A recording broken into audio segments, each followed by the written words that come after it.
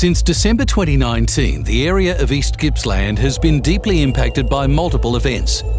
First was the drought, then the bushfires crisis, and now the onslaught of the COVID-19 virus. Many businesses have gone to the wall, people have lost their livelihood, and the future looks grim. But in the midst of great devastation, when you look hard enough, there are stories of hope, strength, and determination. The Aussie spirit rises, communities come together, and stories of survival start to emerge. Lakes Entrance has been a thriving tourist destination for decades. Renowned for its hospitality and fresh local produce, the now empty streets and closed businesses are a stark reminder of the events that have occurred over the past 6 months. But one story in particular is inspiring.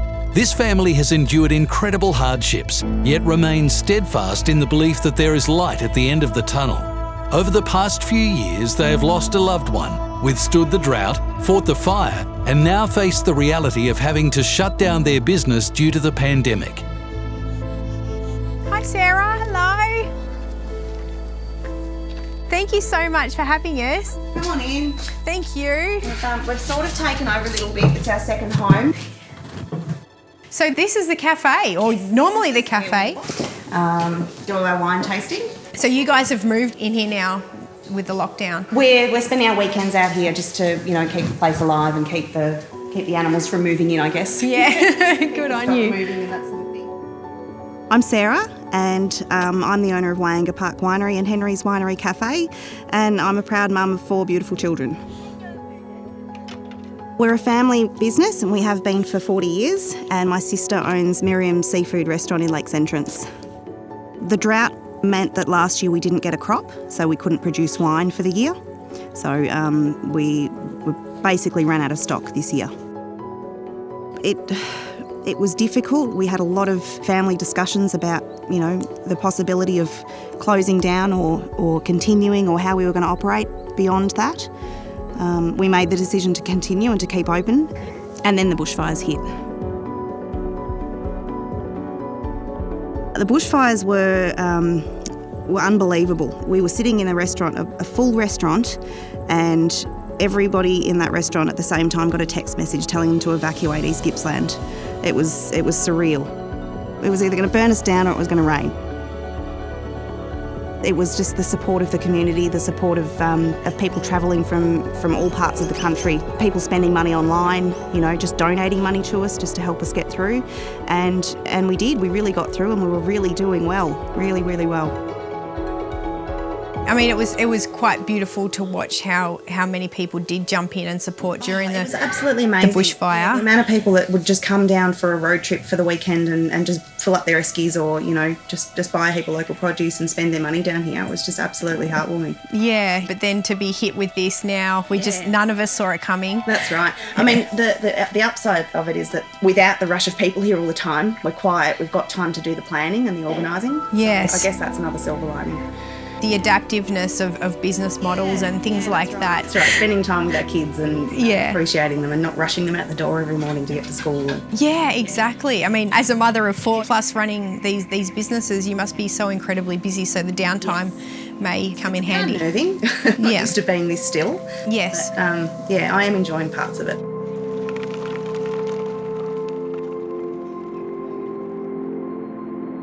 All of our staff are on standby waiting for me to decide whether, they've still got a job to come back to, or whether the government's going to help us to keep them employed. It's just another waiting game, but this one doesn't have an end in sight. We've had a lot of discussions in the last few days about what to do, whether to keep operating in some capacity, whether to adapt, or whether to just close the doors and ride it out and spend time at home. And your beautiful sister, she's been through a fairly horrific time. Yeah, well, after her partner passed away a few years ago, she was left to raise her 3 triplets on her own, her 2 boys and a girl, who are now 17, they're nearly adults, and continue running the restaurant. And, sorry. No, that's okay. Yeah. Obviously, it's hard to watch your sister go through that. It is, yeah.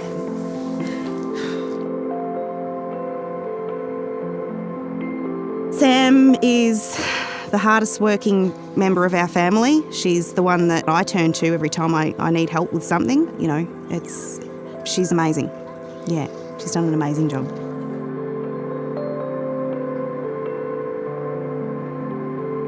According to a few people we've spoken to, you're an incredibly inspiring woman, and I know you're going to say, no, I'm not, because you're full of humility, but you've been through a lot. Everyone has things that they have to get through. I've lost my partner about 4 years ago, so we ran this business together, and that was really hard because it was hard losing him doubly, because he was my business partner and my life partner. So it's been really, really hard. So you know, but what do you do? You can't give up. Why would you give up? And that would be disrespectful to him. So that's a big reason why I keep going, because he would be very disappointed if I just get threw in the towel. Yeah, that's been hard. And I understand that you have 3 beautiful triplets that you're raising as well. Yeah, they're 17 now, so they were 13 when Mick died. So that was a really hard time, because the boys, there's 2 boys and a girl. The boys pretty much couldn't go to school for ages. So I was trying to help them get through that. It was so hard for them. It still is really hard for them. But I think we've stuck together all right as a family. They've got their L plates now, so they're 17. Wow. And they're all excited because now that we're doing home delivery in the restaurant, they'll be able to help do the deliveries and get their hours up for their licence. Well, that's one positive. Silver lining. Yeah. Yeah. And obviously off the back of the drought, we had the fire, and then after the fire we now are being hit with the pandemic. How has that impacted you guys in the last couple of months? Well, I had to lay off most of my workers in the fires. You know, as a small business in Lakes Entrance, it's just another hit. We get very used to rolling with the punches down here. You know, they have come quite often in the last few months with the drought and the fires and now, but I guess you just got to keep going. And we've been down speaking with Brad, the general manager of the co-op down there. Yeah. Do you guys have a great relationship with your local fishermen? Yeah, he's fantastic. Because of the way the fishing industry is, a lot of the seafood gets taken to Melbourne. Yeah. So Brad and I have worked out, if he gets in a species that he mightn't be able to ship to Melbourne, he'll call me up and say, oh, I've got this stuff, can you put it on? And I've designed my menu so that it's flexible enough so that I can do that. Wow. So, yeah, that's what we're doing. We're creating our own little market and little industry here where we have unique things and we keep it here and make it special so that when people come from Melbourne or Sydney or whatever, yeah, they're getting something they can't get in the city. That's amazing. And I think if we all look for those little opportunities of when you've got a new landscape, it sounds like you guys are finding them and utilising them. Yeah, we're trying. Yeah, no, it's awesome. There's a real sense of community down here. What's the beauty about living in regional Victoria and being able to explore and utilise the local produce and the local partnerships? I can go down the boat, get prawns off the boat. They're like my partners. So, yeah, just makes you feel like you're not alone, I suppose.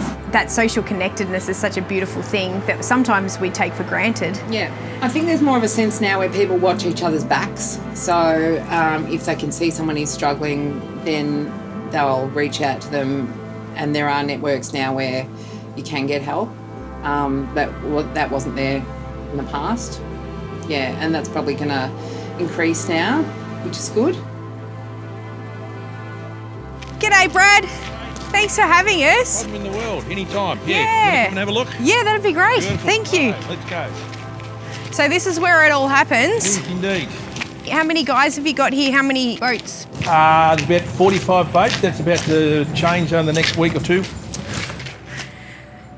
So Brad, obviously a lot of these blokes out here are family men and you yourself. If COVID-19 does end up shutting us all down and we go into lockdown in the coming weeks, how's that going to affect you guys? Oh, it'll affect us massively. There's going to be a lot of families struggling. We employ about 30 people here, and obviously they've got families as well, so it really makes a big difference to the town. Yeah, 2020 hasn't been a great year for the fishing fleet. Yeah, it's not a great start to the decade, is it? No. Can you shed a little bit of light on what you guys have to do in order to supply and get the food on plates? Yeah, so these shark boats are out for up to 10 days at a time, so they go out any weather. Yeah, while we're at home tucked up in bed, they're working all night, and we've got 6 filleters down there at the moment that are filleting all the fish for us. Yeah, liaising with the transport company to make sure that gets away all right. Most of it goes to the Melbourne Seafood Centre.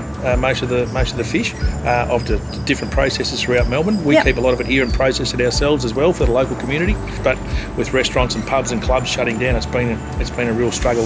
So the guys are really being careful about what they catch now, whereas before they just go out and catch their quota. Yes. But now they have to be very careful and constant contact with us, constant contact with the market to make sure that they don't oversupply. And then just a matter of managing the business as a whole to ensure that we stay afloat for another day. Yeah, pardon the pun. Pardon the pun, exactly. And so what are your major concerns about the coming weeks? The coming week, well, the shutdown is one. That's, if something happens like that, I'd like to think, because we are a part of that food chain, that will continue. That's my belief, and that's what I hope. So we're quite confident that we'll keep going as long as the government lets us keep going. Yes. We'll keep supplying food to Victoria. And if it was to go on for 6 months, how long do you think it would take you for your production to get back into full swing? I'd hate to even think. That will really all depend on, and you'd hope that all of the restaurants and pubs and clubs and everything will recover quickly and get patrons back in there quickly. But then, of course, patrons have probably squeezed for money themselves. So if they recover quickly, then we'll recover quickly. But if they don't, then it's going to be a struggle for a couple of years at least.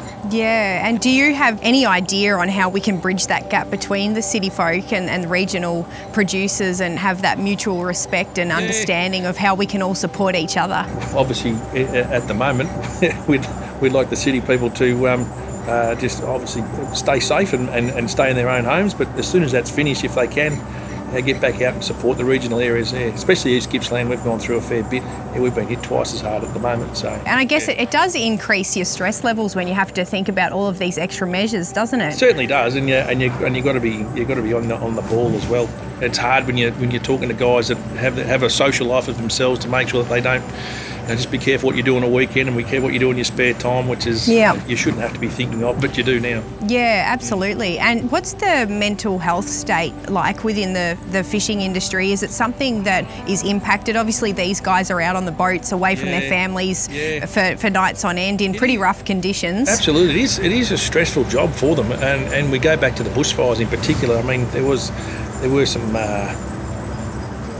unsavoury comments made as to why we didn't have fish down in Melbourne for, there was no bushfires and there's no bushfires on the water, but these guys have got to look after their families, and they were stressed going out. They didn't want to. They had asset protection they had to look at as well. They didn't really want to be away from their loved ones who'd taken off to Melbourne or wherever it was to stay safe, and the same sort of thing now. They're like you say, they're out in the water, but they've still got loved ones at home that they're thinking of constantly. So it is very stressful for them. Yeah, and I understand it's fairly rough conditions out there at times. Can be, yeah. Bass Strait's one of the roughest roughest stretches of water in the world. So, yeah, if it gets too rough, the smaller craft either won't go out or will come home. But the bigger ones, have to sit there and slog it out. They could be gone for 2 weeks or more. Yeah, wow. At a time. So a long time away from their loved ones, Absolutely. and I could imagine at times lonely. And you got the same 2 or 3 blokes on board with you all the time. You probably spend more time with your crew than what you do with your family most of the time. Yeah, so I guess you'd be a tight-knit crew. You'd have to be. Yeah, it'd be a bit challenging if you weren't. No, they seem to get along all right. So. Oh, that's good.